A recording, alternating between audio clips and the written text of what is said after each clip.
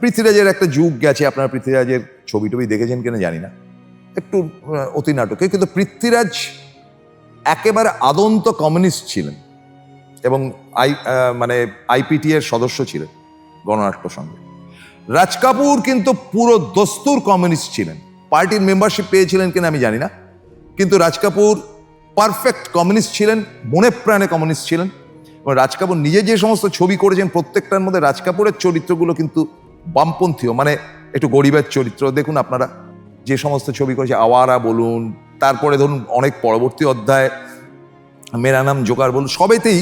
রাজ কাপুর একটা দরিদ্র মানুষ, মানে কোণঠাসা মানুষ, বা একদিন রাত্রের মতন ছবি করেছেন, মানে এরকম ধরনের একটা চরিত্র। খুব বড় লোকের চরিত্রে রাজ কাপুর হয়তো অন্য পরিচালকের পরিচালনায় করেছেন, কিন্তু নিজের প্রোডাকশন আরকে ফিল্মসের কিন্তু রাজ কাপুর সবসময় একদম লোয়ার ক্যাটাগরির একজন সাধারণ মানুষ হিসেবে নিজেকে এস্টাবলিশ করেছেন, এবং তার গল্পের মধ্যে একটু বামপন্থীয় ব্যাপার যেমন থাকতো,